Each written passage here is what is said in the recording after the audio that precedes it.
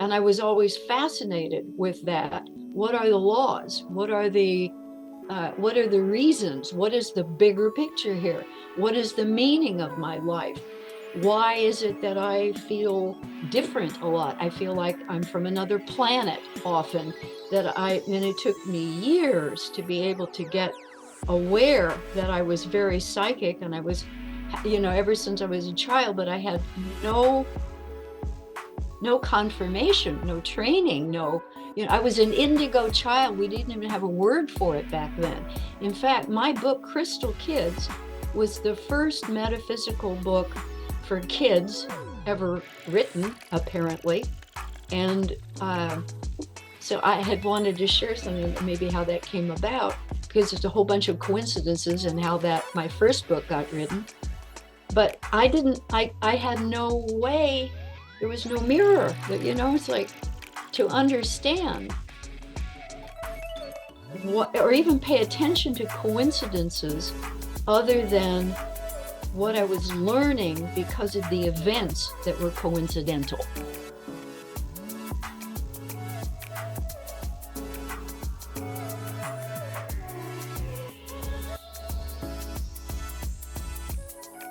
Welcome to Connecting with Coincidence. I am your host, Bernie Beitman. I'm a psychiatrist. I study meaningful coincidences, and you can read my latest book, Meaningful Coincidences. The cover is over my shoulder, and please, if you like this program, like us and subscribe. It just helps the algorithm get people tuned in to what we're doing here. Also, it's a way of being able to get the ideas out of meaningful coincidence out into the greater mind, which is a major intent of what I'm doing with the Coincidence Project and with this podcast and with my Psychology Today blog. I'm going to start off with a story and see if you can prepare yourself for what the coincidence in this story might be. As I was checking out of Whole Foods a couple of weeks ago, the cashier asked me if I'd found everything that I needed. And I said, they usually do that. So she was nice. And I said, no. She looked at me, she looked at me kind of funny and kind of, what? So I said, yeah, I forgot what I came for. She was quick and she said, I hate when that happens. And the coincidence was I could find somebody to run that one on who had a quick response to it instead of thinking something else. So it made a nice little connection with us. Not every cashier is going to respond that quickly to see what I was playing around with. Well, our guest today is Marcia Singer, and she, yes, was a singer. Sometimes this name thing really does kind of make us into what the name suggests. And you might look at your own name to see what it tells you about yourself. My name, Burning Beitman, Burning Beitman, has an aggressive sound to it. And I played a lot of football, a lot of baseball, and that aggressiveness came out there too. And it's kind of around as I try to figure out more about how coincidences operate. So Marcia also a singer, has a master's in psychiatric social work from UC Berkeley in 1970, then became a nightclub singer. She was a closet and still is not a closet metaphysician and psychic. In 1985, she shifted into healer mode. After all, she got a master's in psychiatric social work, tending wounds to the intimate heart, the sacred feminine masculine. Telepathic guidance from the elders led to channeling Crystal Kids PLAYbook, a book of hers, an ecstatic kundalini breakthrough, and inventing somatic psychometry. Marcia's private love arts practice employs hypnotherapy, mindful meds. Maybe we'll get to see what she means by that. Dream play, voice dialogue, Akashic record readings, tantric shamanism, improv. Her newest book, Coincidence, keeping step with the magical rhythm of a benevolent universe, offers stories, guidance for shape-shifting with synchronous events. Welcome to the show, Marcia. I'm so pleased to be here. Thank you. You're welcome. Thank you for being here. Why don't you tell us a little bit about how it happened that you got here? It's not a journey that usually happens with my guests, so yours is unique. I'll give the Reader's Digest version. It was August 11th, a year ago, and I was in a good mood, was playing on the computer and algorithms, they send up all these suggestions for what's next. And I had a friend whose birthday party was in the evening, and I was just sort of, and so I see this. I don't even remember why I clicked on it, but the screen opens up and there is this fellow, maybe an Indian fellow, maybe you can tell me who it was, and this older guy who I was finding what everything he was saying so synchronous. And it was a Dr. Bernie Beitman. And I'm listening to the interviewer is asking you questions, and you're talking about a dog. You had a spirit dog, Scrapper, and they, oh my gosh, I had Crystal. You were talking about your relationship with trees and singing to trees, and think, oh my gosh, I'm a singer and I do tantric breathing with tree, just on and on and on. I'm thinking, I have to talk with this guy. And I don't know who you are really yet. You just popped onto the screen, but I have in my life a history of, first of all, like you, I love conversations that thrill me, to the bone, that really evolve me, that touch my heart deeply. So it was just this sense of, I want to talk to this man. So I go and I Google your name, and website comes up, and I begin reading, and I get a little sense of who you are. But I'm mostly, just because I'm also got a lot of things to do. I'm kind of in a rush. I tend to be a busy soul. So I'm just looking at some way to contact you and say, hi, I saw you on this interview and blah, blah, blah. This is me, and we have a lot in common. And I think we would have a wonderful conversation. That's what it was.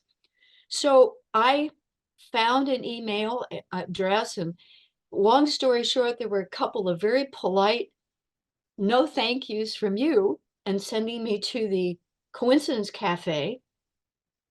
And then I get my panties into a little bit of a wad, because I'm feeling like, and this is my old programming stuff, it's nothing to do with you, that I am somehow being rejected.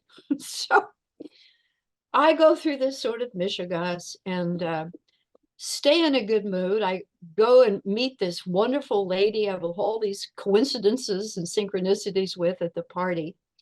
But I'm still kind of stirred up that, wow, what happened? I just wanted to have a conversation with this man that I felt so much connection on so many different levels, even with psychology and coincidences and synchronicities in the higher mind, and develop, and even the Jewish thing, being about the same age. So I sat down to my desk one day, not long after, and I'm playing with, I had seen that your website was Coincider, and I play with words like you do, and terminology. And I thought, oh, that's just wonderful. That's really great. I wonder what I could come up with if I want to do something with coincidences and so forth. And this word coincidence came to my mind. I just thought that's perfect because it's playful. I wanted to be a dancer once, and I like the rhythm of it. So I was playing with that. And lo and behold, after writing, I have a column that I do locally every month.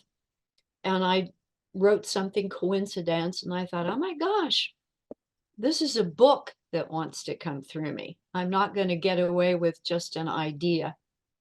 So I book came kind of tumbling through. Took me about a month or so. Took almost a year for me to get it into some form.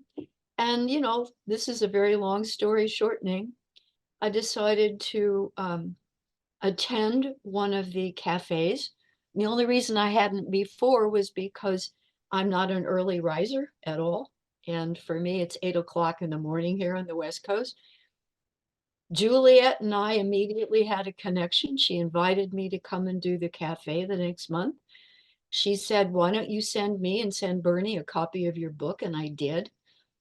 So it was a very long experience, and getting invited, which I was very pleased, and then letting it go because I'm a year older, you're a year older, wiser, things have shifted, and I'm just here, you know, just curious and delighted to see what we come up with today.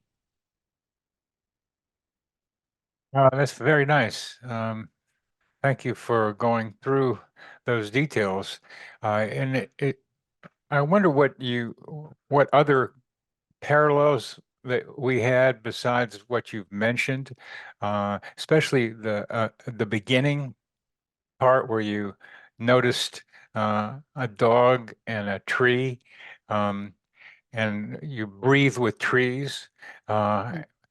And I'd like to know what you mean by breathing with trees, as well as what other things, because I communicate, I sing with trees, I telepath with trees, I just Yes. dance with trees, certain three of them, and a little bit with some others. So we Mhm. have a tree thing, but what do you mean by you breathe with trees, and what were some of the other parallels that you experienced between you and me? Well, let's start with the tree one. Because one of the things I thought would be exciting was to share this. I learned this practice from maybe 20 some years ago from a very weird and brilliant fellow in our hypnotherapy community. He was a dowser, president of the LA Dowser Society. He had done remote viewing with the CIA. He was a strange guy. And he said, Marcia, he says, do you know that you can do, he knew that I was a tantrika, and we'll get into that. So he said, trees, he says, do you know that they take in what we breathe out, and we breathe in what they give out? And I said, well, I heard something. I never thought about it. He says, well, think about this. He says, if you do tantric breathing with trees, you're in meditation, you're in telepathic, you're in communion with, it could be a forest, but let's say an individual tree. And as you are breathing in, you're aware that you are in breathing the exhale of the tree, and you're taking in oxygen. And as you exhale the carbon dioxide, the tree is taking that in, breathing it in, and then breathing out. Well, there is a tantric breath for lovers that is breathing in and out together.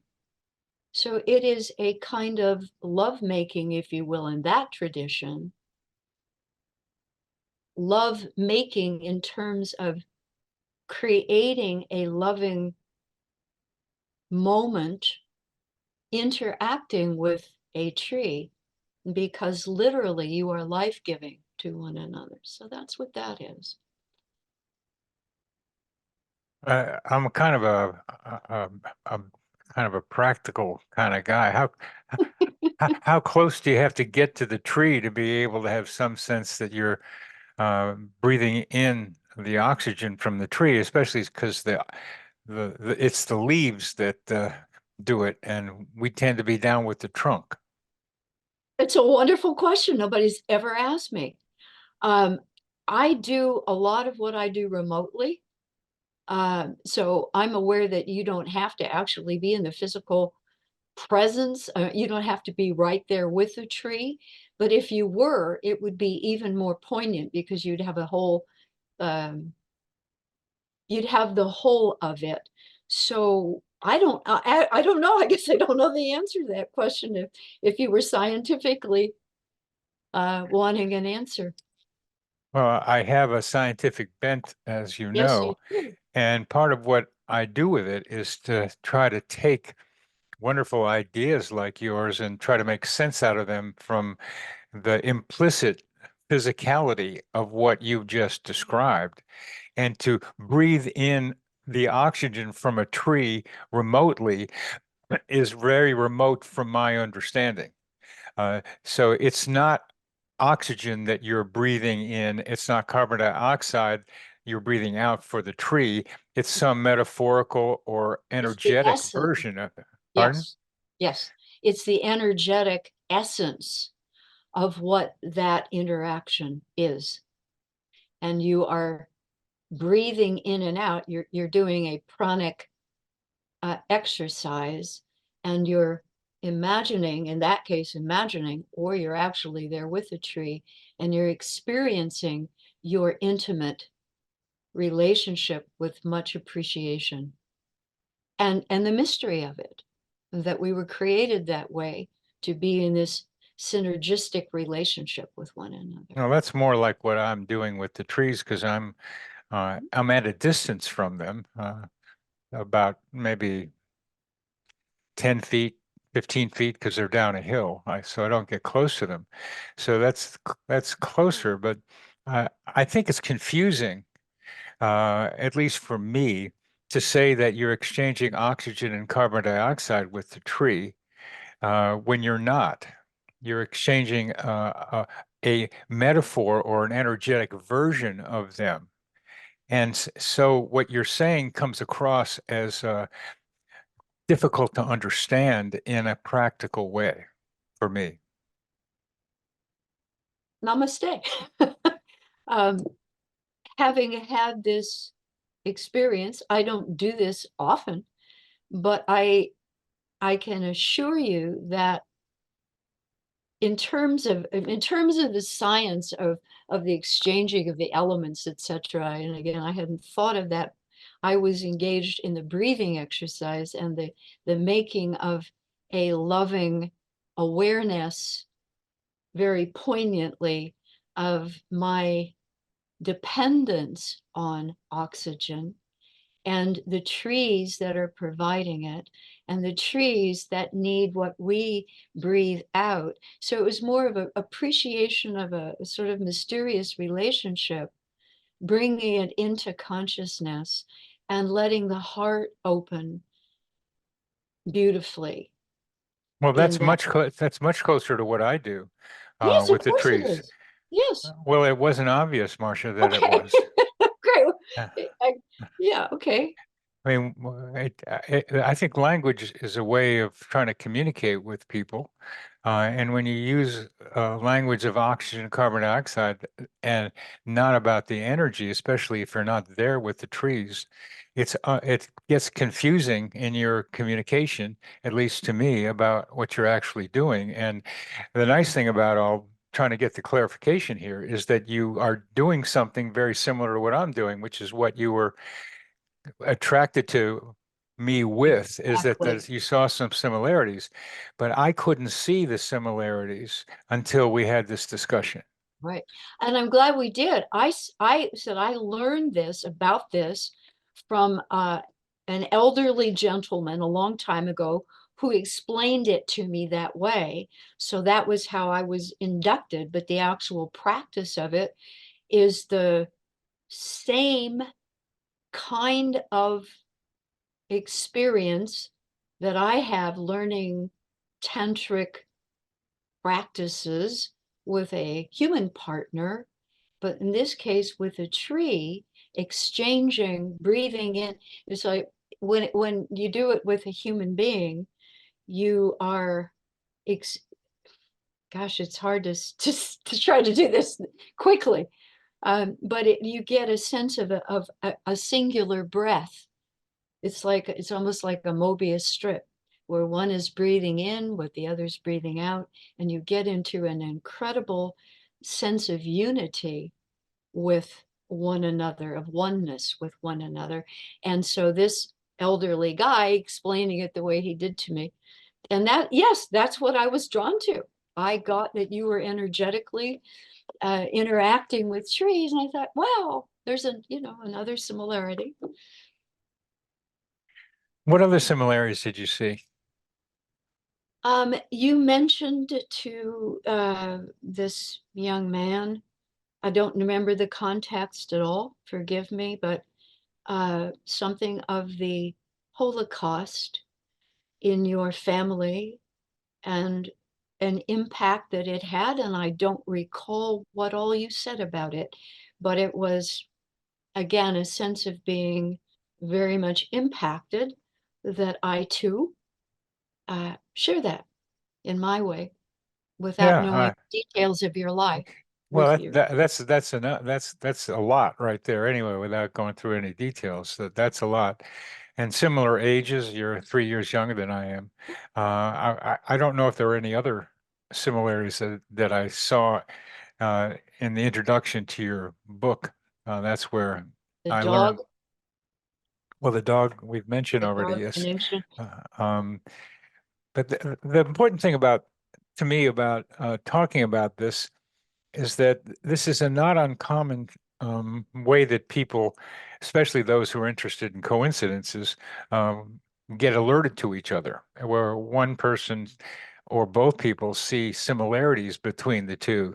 Sometimes it's the numbers, sometimes it's the names of relatives, sometimes it's places people have lived.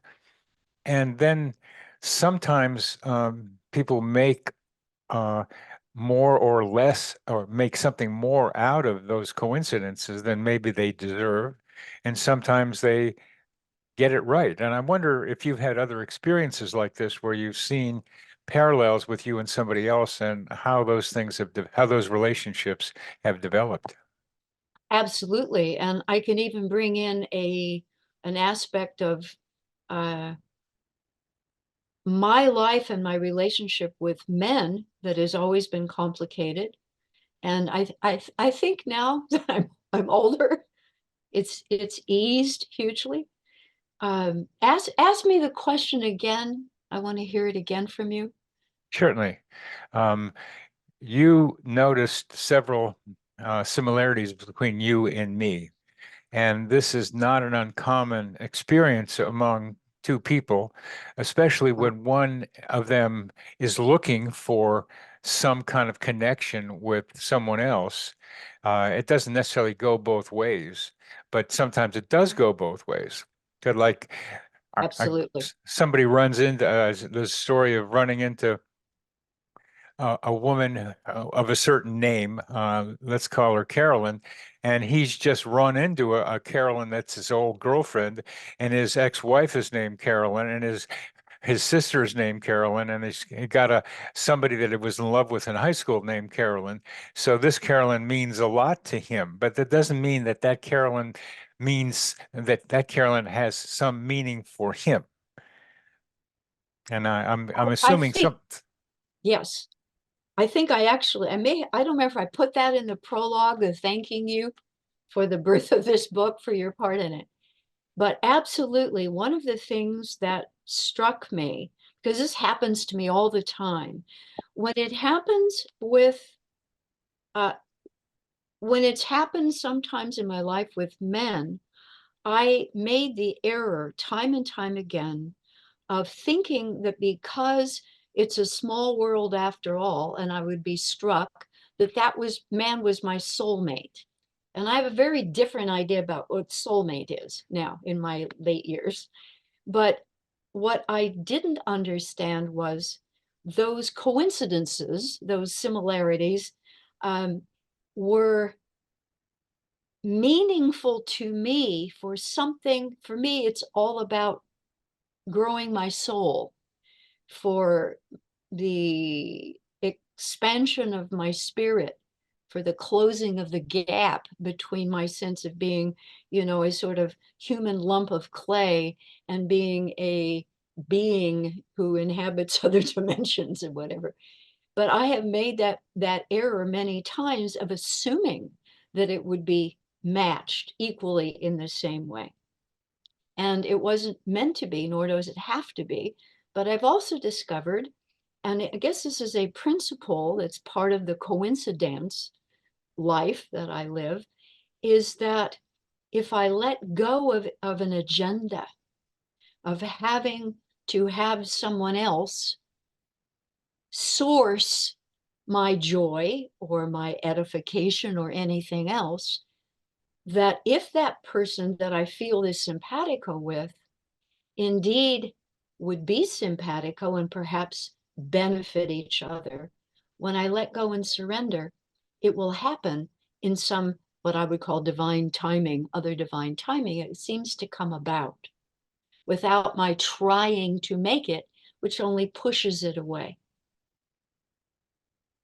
That's such an important lesson for all of us. And now that you're an elder, you get to be Oh, able, I'm sorry to yeah. tell you, Whoa. I'm Yes. sorry to tell you, I've been told this now too many times, so I can like say it to you now. It's a you got to stop being a child, Bernie. You got to grow up.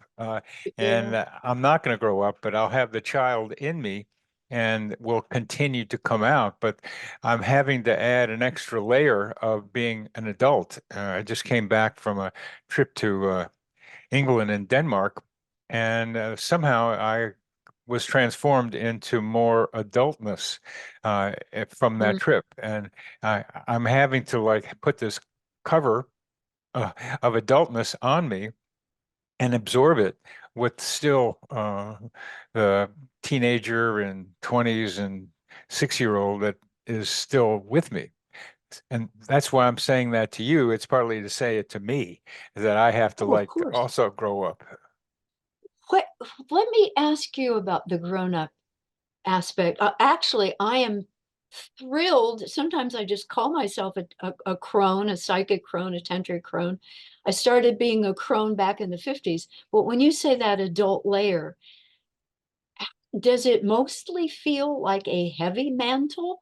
Does it feel like it kind of robs the child from a chance to play? Or is it more a sense of responsibility for your role and what time you have left, to be active here, maybe hopefully till your last breath? What's it like Uh, for you? it's uh, it's difficult to wear this mantle because I like to dismantle it, and I don't. And now I'm getting more used to it, so it's still kind of a new shell on me, a new skin on me. And the reason it's here is because the more playful parts of me has been getting me into trouble a little too often. And that is what the adult now is trying to be able to modulate. So my adult is taking over a little bit more now than it had been. And the reason for that is that the child part of me or the younger part of me is going to start coming out in the spring of next year when my new book comes out about the synchronicities of my life. The life-changing synchronicities is the name of it. And so it's all about me and more my playing with it. And it's a lot about me before now. And so I need to be able to modulate the expression of what I call Dr. Coincidence, because that's the part of me that tends to be experimental, playful, trying to figure out stuff, comes up with a good ideas, but also kind of gets me into a little trouble because he's a boundary crosser.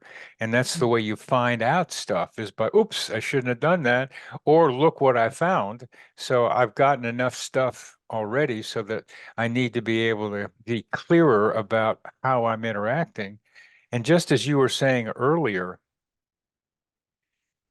your past influenced your response to my polite no's when you started to contact me.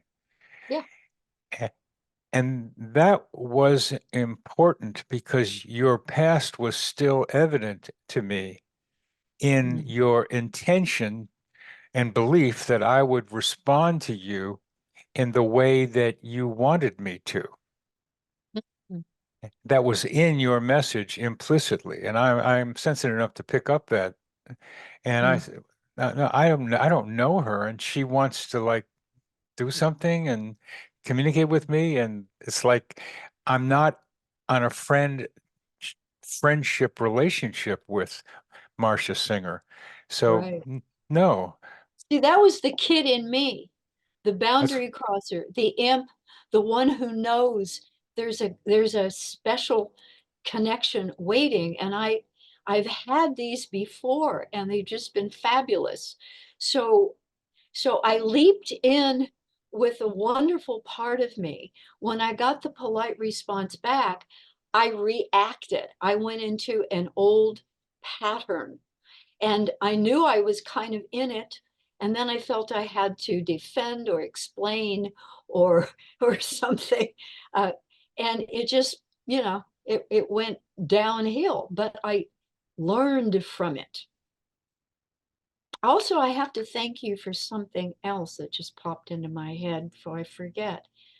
I would never have written a book on coincidences because this is my 12th book. I have three memoirs, and two of them are only my spiritual stories, and they're all of them have synchronicity, serendipity, uh, miracles, whatever, all the life-changing stories in my life. That's what I wrote about. So it's wonderful that you're doing that, but I didn't realize that they had all of these coincident. I mean, I hadn't thought about them that way. I was only thinking about them as spiritual transformational episodes in my life. So I owe that to you. This book was another kind of life review for me, looking at my life through a different lens and then inviting some friends to tell some of their stories, and then getting intrigued with you, your community, all the other conversations you're having, and realizing, oh my gosh, I guess in a way I'm a part of a community I didn't know existed. And I'm excited to find out how I can interact more because I love this. This is what I do too. so you were able to discover by meeting me indirectly what you've been doing all along with from a different perspective. Not that it's Yeah. your perspective, it's a different perspective. Now that Yes. it's a different perspective for you, you have a coincidental, oh, we'll play with words, a coincidental view of your life rather than the way you had been doing it before. How does that change the view of your life? Well, it's just kind of a side note and enhancement in that um, I hadn't, until I encountered you, really taken a look at what is a coincidence. I mean, I have been back in 1985, and I would like maybe in a minute to back up and talk about the harmonic convergence, which you may have known about in 87, because my whole life shifted on a dime back in that time frame. But I forgot a senior moment. You were I talking about coincidences and what they Oh were, yes. how they meant to you. So I hadn't thought about what is a coincidence per se, but I was already interested in studying and creating a lifestyle that was about responsible manifestation, about understanding that what's manifesting in my life, I'm having a direct uh, impact on. And I was always fascinated with that. What are the laws? What are the reasons? What is the bigger picture here? What is the meaning of my life? Why is it that I feel different a lot? I feel like I'm from another planet often, and it took me years to be able to get aware that I was very psychic and I was, ever since I was a child, but I had no confirmation, no training, no, I was an indigo child. We didn't even have a word for it back then. In fact, my book, Crystal Kids, was the first metaphysical book for kids ever written, apparently. And so I had wanted to share something, maybe how that came about, because there's a whole bunch of coincidences in how that my first book got written. But I had no way, there was no mirror that, it's like to understand what, or even pay attention to coincidences other than what I was learning because of the events that were coincidental, which is all I was focused on. So this just gives me Yeah, another yeah. vantage.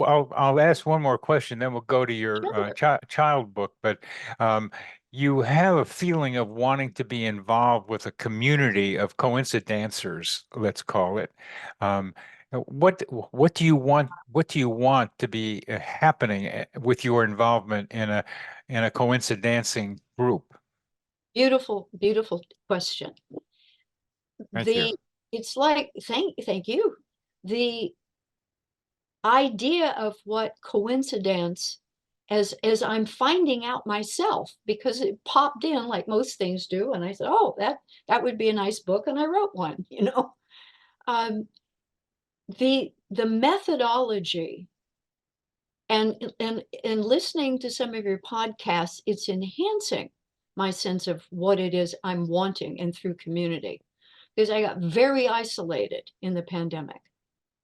And I tend to be a loner. I tend to be very introspective, but it exacerbated the worst of it for me.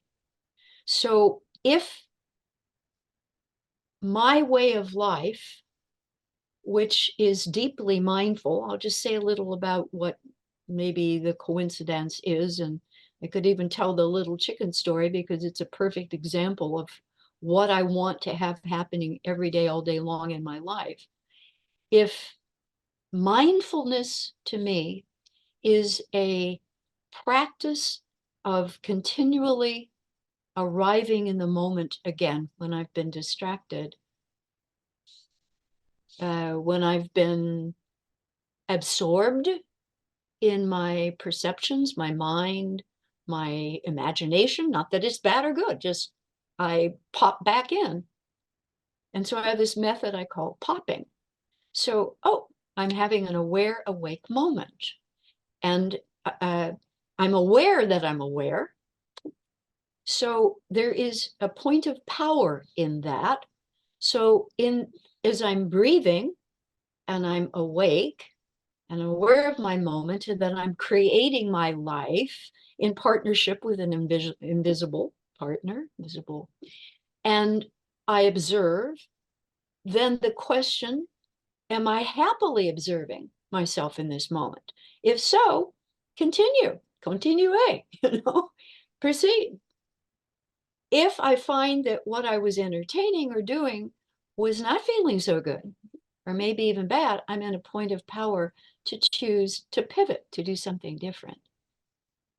It might end something that feels nurturing to me, depending on the moment. And maybe that I need to do therapy myself, or I need to go out in the forest and do some ceremony, or maybe I just need a cup of tea, or I need to get on my bicycle and exercise, and get away from the computer. But it's a point of power to choose what's next. Then what coincidence and what meeting you online, I began to realize that whatever was showing up, I understand it myself, as do a lot of others, as not accidental ever, but that whatever I'm seeing out there is always corresponding to what is alive in me right here, right now. So if I don't like the way I'm feeling and what's happening here, and I want my next moment to be different, I'm empowering what's next immediately now, always the next moment, the next moment, the next moment. For me to live with this kind of both responsibility for the life I'm living, the joy of feeling blessed and so fortunate to be awake in this life, to have a heart that is open, to still be growing, to have chance to work with clients when I do and students when I do, it's just to be able to be with other human beings and trade metaphors. How do you experience this reality? How do you, here's my way. And to see that anything that, to me, a coincidence, a synchronicity, a miracle, is an example of what is happening all the time, maybe every moment, but it's so large, it's a gross example. It's getting my attention in such a way that it's causing me to reflect back on this blessing that is life and be very awake in it. And what action might flow next? Be more playful. To me, play can be a spiritual practice, by the way. That's what I mean by the Tao of play. I think that's an important idea that you're talking about, the Tao of play, the importance of play. Play is, for me, one of the best ways to do research, uh, figure out how reality works. What is the Tao of play to you?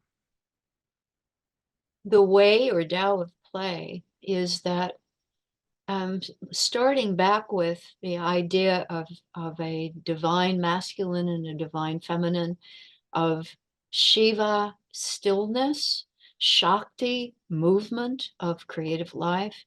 So for me, if I think of a still moment, which is often what people mean by meditation, they don't know that meditation is also dynamic, there's both forms. So when stillness begins to move into action, that to me is play. It's the action of the still point of life. It's the dance of stillness and motion. Yeah, that's Part of good. That's good. Why don't you? It's probably related to how you got to your um, kids' coloring book. So why don't you tell us how that happened? I would love to. So curious, were you part of was the first global meditation that we know of, the harmonic convergence. It was August 16th and 17th, 1987. I had awakened a bit psychically already.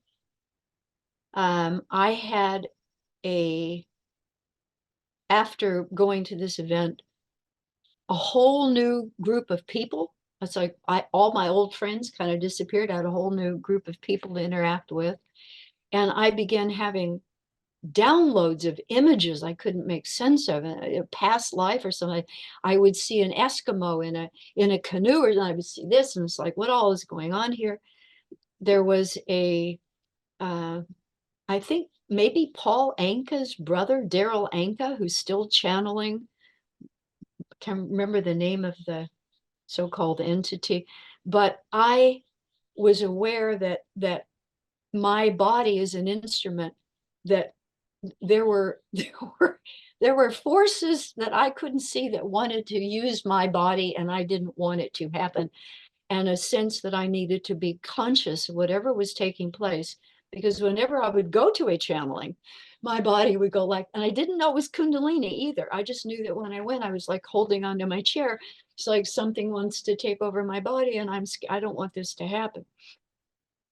So in the wake of this, I meet a man, another coincidence. I happen to go to this Sufi dance thing, and I happen to see this man, and we see each other, and boom, it was love at first sight.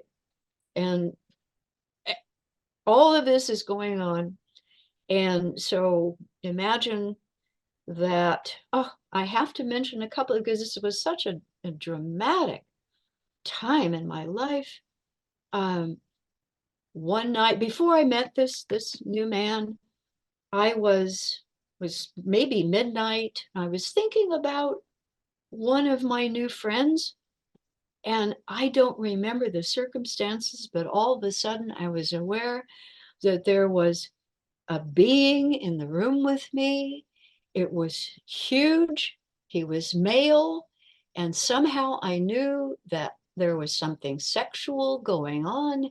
And I didn't know what or why. And then this poem came through me, and it was, he came to you in the dark of night, fused with you, and made you light. And I thought, oh my gosh. And that just sort of, one of the many things that were going on in my life that I was trying to make sense of. Then I take a trip to San Diego with another new friend that I was dating a little bit, not a big deal. And we're driving, he's driving, and we're going through these date groves. And wow, dates would sure taste good. We didn't see any place to buy any dates or anything, and we're driving. So my friend Randy says, look, he says, there's a drive, there's some, there's some building in there, a date farm. Let's go in there and see if we can find some, buy some dates, find some dates. So we drive in, park, seems to be totally deserted. Lots and lots of date trees and whatever. And then we see these crates, maybe 4 or 5 crates stacked with dates that are drying. And we're thinking, oh, this is tempting. They're not our dates, should we or not? So so he says, you go first. So I reach my hand into the top to pull out a date, and I bitten, and and there are red ants everywhere, everywhere. And so I thought, oh, Randy was a lovely, lovely man too. And we said, oh, kind of like spirit's way of saying that wasn't right. And I said, yes. And they were there first, it's not our right to do it. And as we're exchanging this sort of respect for the ants, all of a sudden we notice that there are red ants all around the top frame of this big box. They're all up there. We're thinking, what's going on? And I'm thinking, I don't know. Are they going to let us take a date? Didn't want to be bitten again. So I said, okay, well, so I very gingerly put my hand in the crate. Nothing happened. We ate a handful of dates, each of us, and didn't get bitten. And that was my story on empathy with other beings, because telepathically somehow they came. That's what happened. So that was 1987. So in the wake of, did you want to comment on that? I don't want to rush into Crystal Kids, but I know we don't have all day. So Why don't you go into Crystal Kids? okay.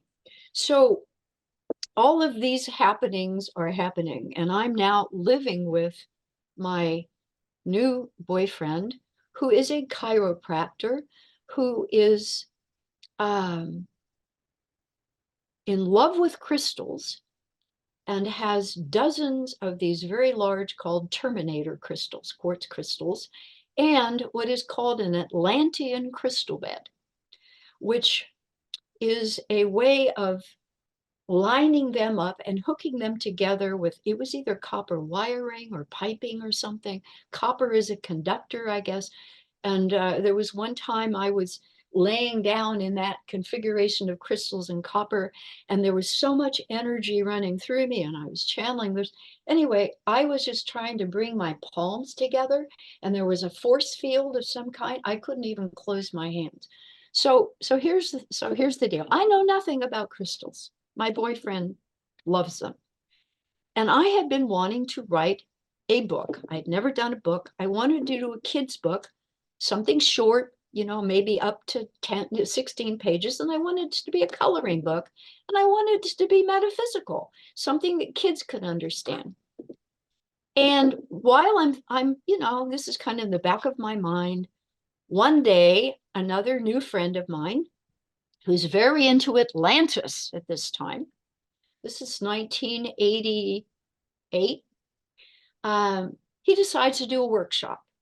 And he asked me if I would come. And I think, okay. I'm not really, into Atlantis the way he is. But so I go to Randy's workshop and we're doing a meditation. And in that meditation, all of a sudden, I see a scene and I'm there and I'm teaching children in a classroom very playfully how to use crystals. And it was only a few seconds. And then I have another sense, very dramatically, that Atlantis is imploding, exploding, being just something. And then I'm back out of the meditation. It's like, what on earth was that? So 2 days later, I'm not haven't integrated this experience. I sit down at our kitchen table thinking, I'd like to do a coloring book of some kind. And I don't know what the topic is, something metaphysical. And all of a sudden, all I can tell you, Bernie, for the next 2 days, about 5 hours each day, a book was coming through me on crystals for kids. I'm trying to draw what I'm seeing, writing down everything that's coming to me, totally channeling this book. And when it got to page 55, I literally said, stop, please stop. How am I ever going to, publish? I don't know. But it changed my life. I didn't know I was capable of that kind of thing could happen. But it did. And then after I put the book together, I completely closed out a savings account to pay for it and hire an illustrator. When the book was ready, and I sent it out to 2 or 3 of the most famous crystal people in the US, they all said that my exercises and all the meditations were childlike versions of things they taught. So however all of that happened, this is also like you, I have to understand things. It's driven me ever for years. So that's my story there of how my first book came about. It's really delightful when to be in your position to do something as strange as that, channeling a book over a couple of days, and then being able to send it out for Yeah. verification to people who know how what you're talking about, and to be able to see that what you channeled was accurate and suitable for kids. How did that impact you to know that you could channel something so with so much complexity uh, in a good way, in an effective, clear, and reliable way? I can't remember how it was back then, except that I was relieved, ecstatic, confirmed in some way. Yeah, yeah. And then, of course, this question of how did it happen? Where did it come from? A related kind of thing. Um, many, well, 19, let's see, 85, 80. I started a national publication for songwriters in 1985 that I published till 96. And every month I would talk with someone in the entertainment industry. I happened to love the song The Rose by Amanda McBroom. Some say love, it is a flower. Anyway, so I got to interview a lot of famous people. Amanda McBroom told me the story of how the rose came about. She says, she had something going. She wanted to write a song about how love cuts like a razor. And she was in her car driving, and all of a sudden she got this idea, I guess, to go on home. She had this idea for a song. She sat down at her kitchen table. She said she thought she went to sleep for 15 minutes. And when her eyes opened, she had dictated the song, The Rose. She channeled it totally. It was given to her. And Bette Midler, through a series of interesting coincidences, found the song had been rejected by the A&R department of her record label, and they put it in a slush pile of other tapes. And Bette Midler had put her hands in this slush pile and pulled up this thing called The Rose, fell in love with it, and became a huge national hit song. Kenny Loggins told me a story that he said he always channeled a lot of his songs, but he didn't talk about them when they were in the process because it would distract from his ability. He said the songs are already written, they're in the ethers, and my job is to steady myself. So what you're trying to understand, what I'm, we are evolving, I believe, as a species. And I don't think this would, and I would love to hear you talk more about what you call the global mind or the field of awareness, because my sense about where my kundalini training and the when I mentioned about sexuality, because it seems like it's still taboo a lot, people don't talk about it, but it isn't about sex, it's about the instrument, the circuitry. And my understanding of how our instruments work is that without that circuitry free and fully functional, we do not evolve. And so as more of us have access to running this life creative energy freely, which means is the heart is the mediator between the physical and the non-physical, between the ego and the whatever. This is to me imperative that however people understand it, however they call it, they're vibrating in this way in order to be able to be a cell in the collective body mind of humanity that is evolving. Does that make any sense? Something like that. That's what I'm writing about. I call it the collective human organism and the collective human mind, and that each of us is a cell or can be a cell in this collective human organism, and it's a choice. Not everybody has to be directly involved with it. And some people just won't want to, but there will be people who recognize that we need to do something different and have evolved with their vibration and energy levels and evolved interpersonally well enough because the cells have to be able to get along with each other. And if people do what you did earlier, which is feel rejected when it's just somebody responding to you, and then get mad, which you didn't, you understood about it. But those are the kind of things that happen too regularly that people are triggered by past events and then don't fix them up the way you did. And that's going to get into the way of being able to be a cell next to another cell. So they're functioning together as well as having your own individuality.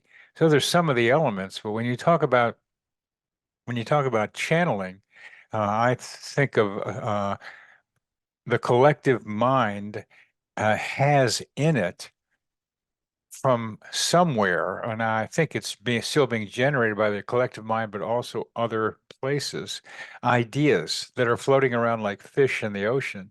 And these fish can be captured uh, with a net when you get into a trance state of some kind and lose yourself, and you kind of send up this net for the kind of fish that suits your palate and that could you were with a guy with interested in crystals, so you were in a crystal house, so had the vibration of crystals with you as you channeled at the kitchen table, so that began to focus where you could go up into the psychosphere, this mental atmosphere, cast a net and pull it down. But you have to get your own ego out of it. You have to like let it come through you. And that's what you did. And that's what the Rose person did. That's what a lot of creative people are doing, is letting it come through them. And one of the funny stories from a famous writer is that she had an idea for a story and then she passed on it And so the idea wanted to find somebody else, so a friend of hers picked it up and wrote a book Yeah, about it. yeah. It's very real, these ideas, and we get rightly mystical about them. But then Sure. the mysticism becomes the science of the future, and that science of the future is to begin to make it a more understandable. I call it diagrammatic, make it more understandable with pictures, as I just tried to do with the net and the fish, so that we have a little better idea what we're doing from our own limited capacity to imagine. Yes.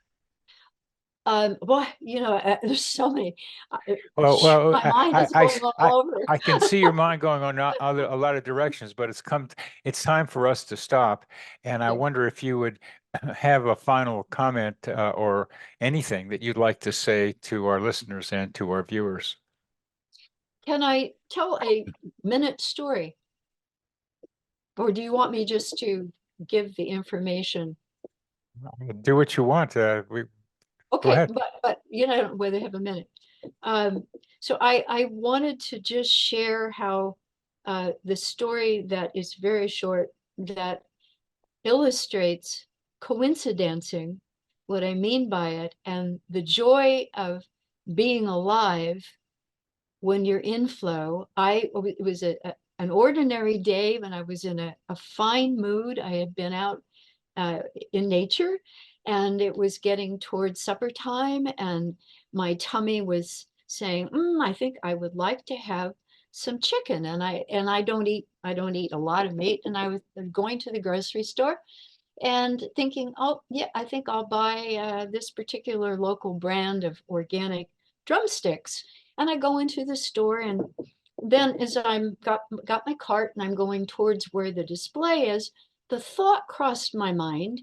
Um, Maybe they could be out of it, but it was just a thought, passing thought. So I'm in this good mood. I'm ready for a tasty supper, and I'm going along and realize that I'm past the display where the chicken usually is. And I thought, well, did I pass it? Are they out of stock? And just as I'm having that thought, it's all happening very fast, I hear a noise, thud, flop. What was that? I back up literally 2 or 3 steps, and the exact brand, the drumsticks, and the price that I wanted had fallen from the shelf right there.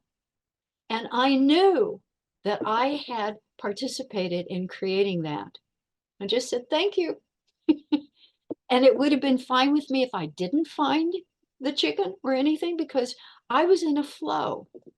But I knew I was creating my life and what was next. And I knew that this was just a coincidence, not a coincidence at all. And that somehow with my invisible partner. So that's what I wanted to end. That's coincidencing to me. And That's coincidencing.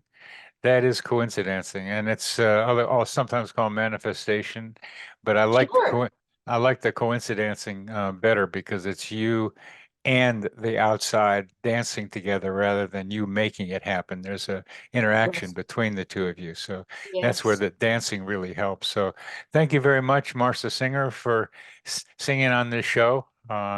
It's been a pleasure to have you and talk with you about what you're going through and what you understand. Thank you.